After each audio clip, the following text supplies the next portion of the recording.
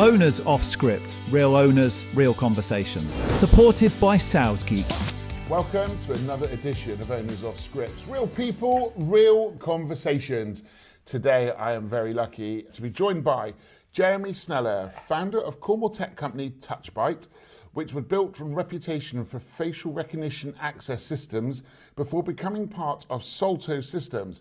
Now holds a senior role within Solto's VisionWorks division, helping develop smarter, keyless ways for people to access buildings, workspaces and leisure spaces. His journey from regional tech entrepreneur, that's a good title, isn't it, to international access control leader has made him a respected voice in biometric security and innovation. Wow, how do I follow that? Do we just stop at that point? We just stop at that, yeah. Welcome. Yeah, thank you. Yeah. And thank you so much for joining me today. Today is all about finding out about you. Yep. So sure, let's okay. start with who are you? It's the first question I've asked everybody. After that big introduction, who are you really? Who am I really? I am a guy that's been very lucky in my career, and I've developed a company and sold it, and now I am very lucky to be able to sort of recruit and give back to the community. So let's find a little bit about your past then. So where did your career start? Career started actually way back when I think I started in insurance and absolutely hated it. I then moved into tech and was very lucky. I grew in various different roles in tech and then became part of the leadership team for companies like Fujitsu, Mitsubishi, General Electric, very large global companies. And my last position was sales director for NEC, the big Japanese global giant.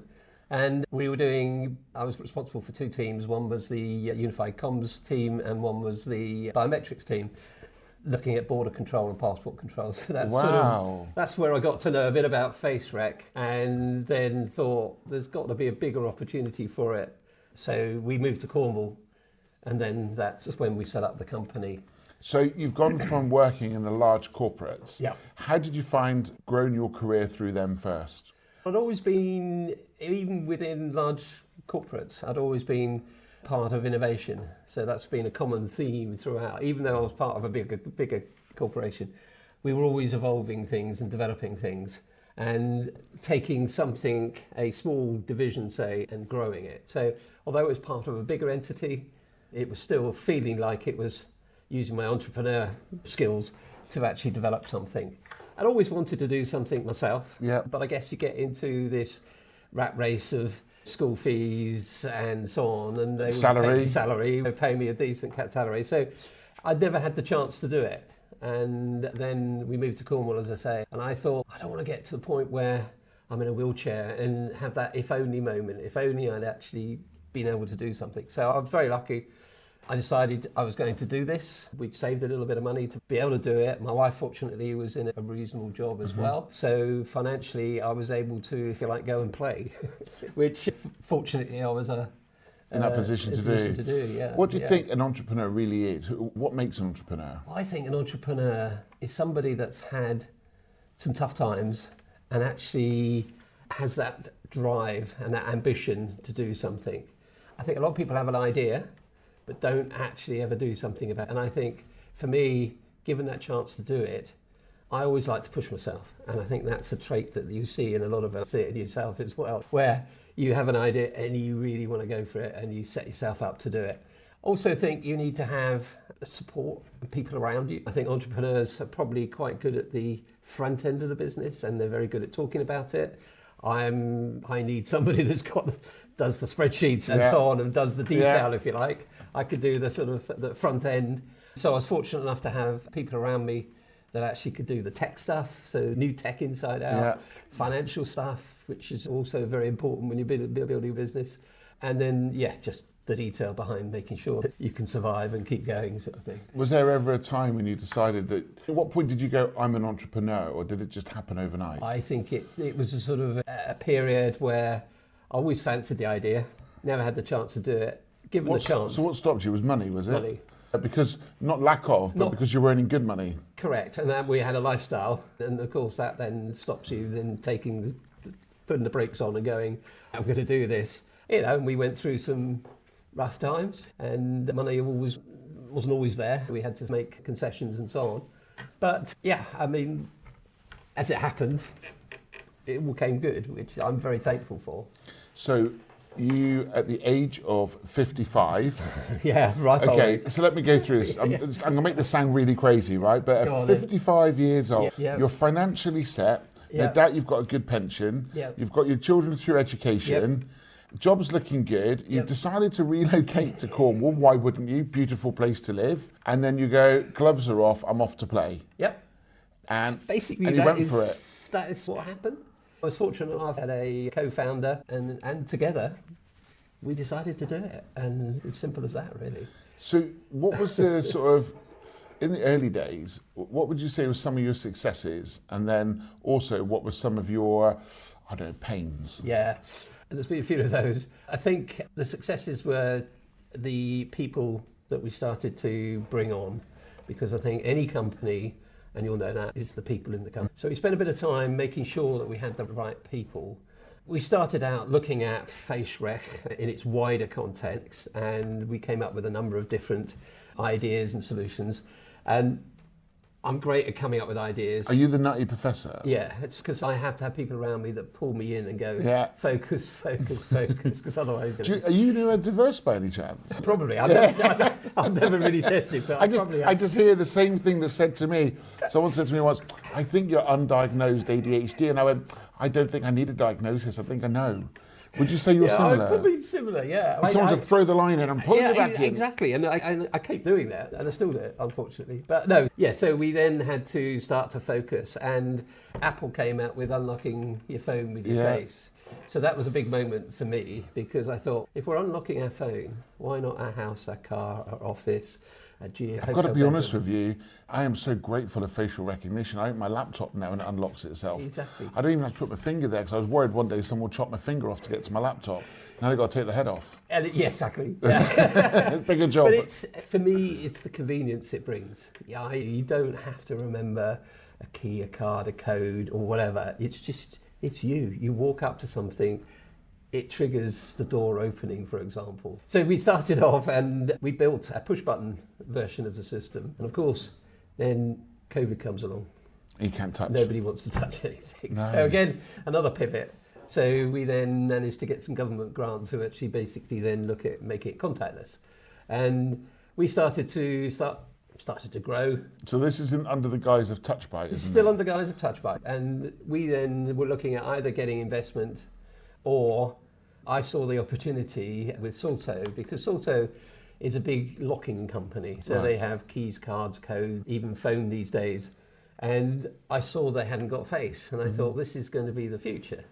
I basically got onto LinkedIn, and you're only allowed to basically have so many words. So I found the CEO of Salto, and I sent him a message. I said, look, we're a company in the UK, we've developed this, we've developed it using the algorithm that they were interested in. Nothing happened, and I thought, but again, because I was determined to actually make it happen, I did another little invite, and this time he responded. 3 times it's harassment, right? Yeah, but it was twice, so I'm all right.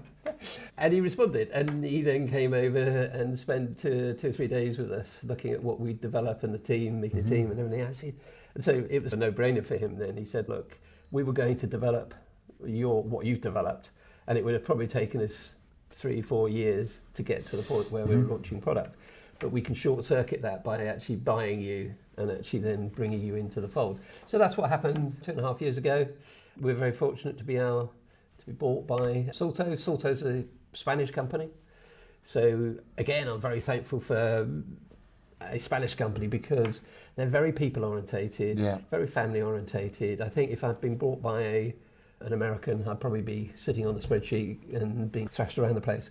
So that's really fantastic. So from a corporate culture point of view, that's really good. And they've invested in us and actually brought our product and made it so it's suitable for a global audience. Wow. So we were in Vegas 2 weeks ago at a very big show. We were the headline act in Vegas. To me, that's just Did fantastic. you go? I unfortunately didn't go. Two of the team went, But there's another big show in Germany next week, which is all around fitness. And so I'm going to that one, and then I'm going to Norway as well a couple of weeks after that. Tough lifestyle, hey? It's a very tough So lifestyle. I'm just going to go back and do what I've done just now, which is recap. Cool. So Yeah. there you are. You've got 30, 40 years in the corporate world. Yep. You get to 55. You think, do you know what? My brain is twitching to do something on my own. Yep. You've identified this system, which is face recognition.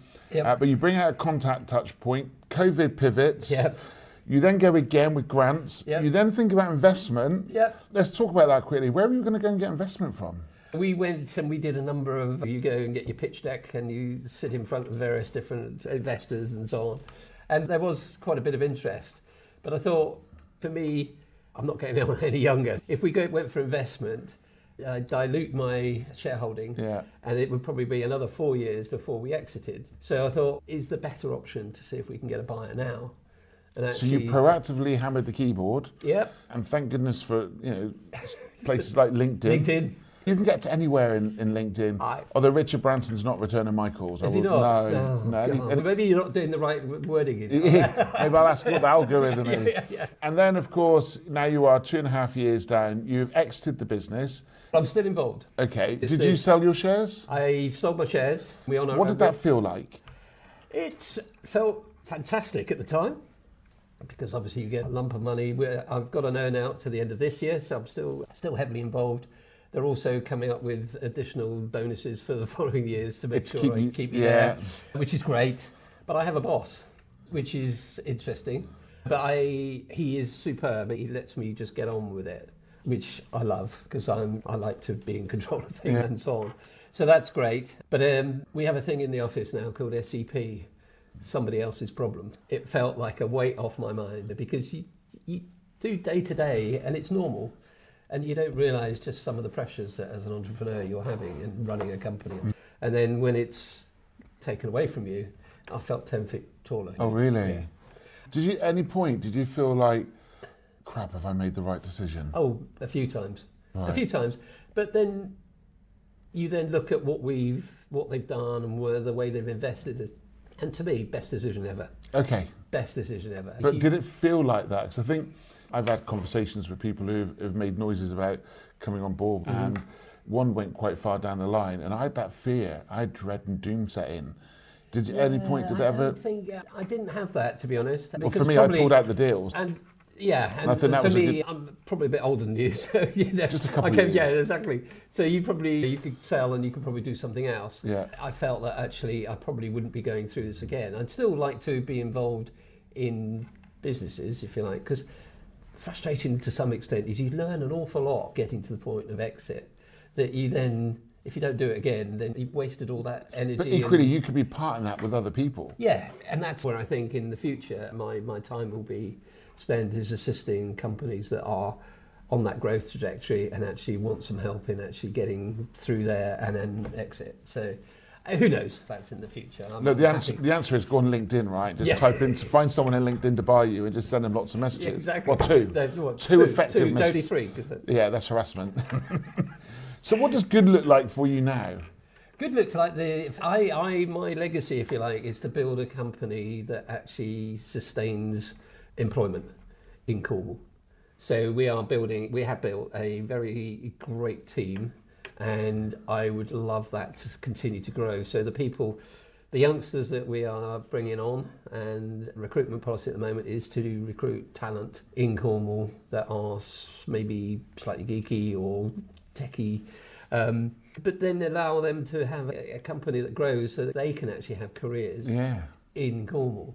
So that would be good for me, is to see that grow and continue to grow, because the youngsters in Cornwall need good careers. And is there a worry that the Spanish company may decide to close down the UK office? No, because we have a level of expertise that they respect and so on in face rec. They don't have any expertise outside of the UK to do that. So I think if we can build that to be the hub, I always think it'd be great if Cornwall could become the east or the west coast of the UK, in a similar way to the west coast of America. We wouldn't quite call it Silicon Valley, more like Silicon Mines. Yeah, Silicon Mines. We'll go with Silicon Mines. We'll go with that, yeah. So just a question, how's your Spanish? Pretty poor. So would you, if I was to say, Juan come manzanas, would you know what that means? I have no idea. So I don't know either. I read it off an app. Fine. Yeah. But the funny thing was, because of AI I did the launch presentation in Spain in English. Yeah. And then when I went out there again, somebody said to me, your Spanish is phenomenal. And what they've done is they've taken my launch presentation and actually put it through an AI. And it was me, lip synced, speaking Spanish. And it was that good that somebody in Spain thought I was speaking in Spanish. I think I know Juan bebe leche is Juan drinks milk. That's my limit. Wow, where did That's that come my from? limit. I tried to learn Spanish on some app and...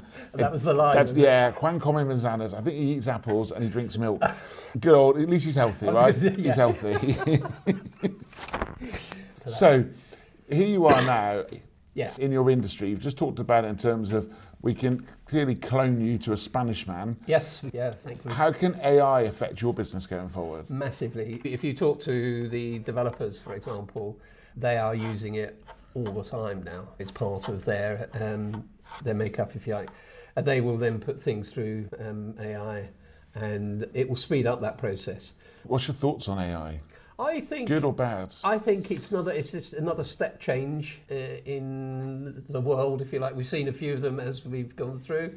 So these things, that was a step change. I think AI is another step change, and I think we just have to learn how to use it and benefit from it. It does mean certain jobs will disappear, I think. But new jobs will evolve, surely. Correct.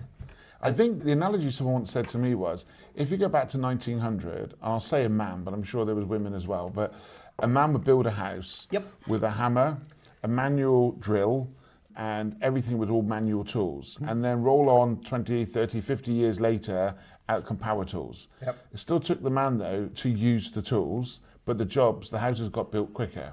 And I think that's a similar way that I would understand it. Very good analogy, I think, that type of thing. And I think some of the white collar jobs will disappear, but I think blue collar jobs are still going to be there. It's still, I don't think AI can sort out your toilet. Can they? Exactly. So I think it's interesting, and as I say, I just think it's another step change in the world. Well, you work in tech, right? So surely to be successful in AI, is not the one who builds it, is actually the one that's how to operate it. Operate it and understands it to be able to actually apply it to a business problem, or somebody's going to make there's a commercial element in there somewhere. You've got to make money out of it. Yes. There's got to be a way of actually using it, training people. There's a whole load, like you say, a whole new set of jobs that are going to come out the back of it. And I just think we need to be creative as individuals to come up with roles and so on that actually meet that particular need or that particular demand. No, I don't disagree with that. And I think for me, it's not about being afraid of it, it's about embracing it. Correct. I go back to the generations above me. My dad, for example, would not have a mobile phone. Correct. And he kept saying, oh, no, they'll cause all sorts of medical problems holding up against your ear. Because we're led and trained to believe things and conditioned. But actually, if we're conditioned to not embrace AI, a bit like the companies I've mentioned in previous podcasts, when you think about how technologies move forward and you think about Blockbuster and you think about Woolworths, they didn't embrace technology. And look what happened to them. And if we don't move forward with technology, then unfortunately you're going to get left behind. And I think there's a number of different step changes, like banking, online banking. Like my dad wouldn't trust online. You go drive to the bank and so on. Now what do we do? I have no cash. No. I do everything online and so on. So again, that world has changed. And I think if you look at the different, so you look at, travel. You started off with horses, you went through cars and everything. And now we're going to autonomous vehicles. That scares me. And again, but then is that going to be the norm? Because it's just another step change. So I want to just take you back to your transition then. So you had two major points in your career that I want to talk about before we wrap up today. The first one is turning 55. Obviously at that point, as I said earlier on, probably things like pension started to become available and stuff. But how worried and how scared were you? Or did you embrace I just embraced it. You just embraced it? I didn't really look at it as a negative, any form of negativity at all. I tend to be positive anyway. But no, this was an opportunity I was given and I was going to go for it. And yes, there was lots of, oh, why am I doing this? Did you ever have any regrets? No, certainly not. And in where I am now, sometimes I mean, you're in a picture now, right? along the journey, I have said to my dear wife a number of times, I'm just going to get a job. I'm just going to get a job. And she was the one actually that kept me going, no, you've invested in this, I'm supporting you, you carry on. Yeah. And of course that was just a little blip. And of course you then carry on and carry on. Did you ever have moments where you're like this, with your head Oh in your yeah, hand? I've had a few of those. Have you? You know, Shed a tear? Yeah, shed a tear and wonder where it's all going. But, you know, you have this belief and drive in there that actually keeps you going. And I'm thankful for that, because I think if you haven't got that, a lot of people would just roll over and go, oh, I've had too much, it's just too difficult, I'm going to just cave in and not do it. But when you come to sell though, what made you think that was the right thing to do at that time? Was it that you politely were getting older in your years and wanted to enjoy some of your time, not thinking about having to work? Or was it like a natural point in the business where you went, this is my time? Yeah, to the second point, I think, really, because I wanted to continue this growth. I couldn't fund it myself, so I needed to go externally. And I don't think I looked at the negatives, I saw the positives of actually, if we can get on board with a company that actually needs what we've got, they'll invest in us, which is exactly what's happened, and we'll continue to grow. And that's exactly what's happened. And now we're targeting worldwide audience. We're off to Southern Hemisphere, the APAC region later this year to launch down there. And you think, I could not have done that. We would probably be just concentrating on the, UK market. Yeah. And that would be our target and so on. But what it's given us is the ability to go and look at the world, if you like, and really go for it. With their support. I've got a couple of quick questions for you then before we finish. First one is, and you can tell me mind my own business, the question I'm going to have to ask you, you've just got your paycheck, you've just been bought out, okay, 6-7 figures in the bank, we'll go with, I don't need to know the number, what was the first thing you went out and bought? A boat. A boat? What's that? I regret now because it's bloody expensive. How big was the boat? It was 30 foot. Do you still have it? Yes. Lovely. When are we going out on it? We could go out tomorrow. Tomorrow, done. It's just been spruced up and put back in the marine. Lovely, so that's fine. Second thing is, obviously in your journey, you've come to meet lots of people, no doubt, traveling the world in some very high profile jobs. But now, even in this industry, who's your biggest business inspiration? Simon Squibb. He's a really good guy, because he basically, if I'd met him in the street, he probably I would have given him the pitch, and he would have then invested in me, hopefully. Okay. So there's people like that, the usual, Richard Branson and so on, you take inspiration from him. But there are people in the industry that I look up to. Yeah, I think there's the big profile people, but there are some very down-to-earth people that have given me advice along the way. Good. And I'm thankful for that, because I didn't know it all. No, and it's really hard to admit that sometimes. You want to think you know it all. I know instantly I'm out of my depth in certain areas, but that's why it's good to wrap yourself with some great people, right? Absolutely. And always people better than you. Yeah. I think that's I've always recruited people that are way better than me in the areas that I want them to be. I don't know. So when you retire...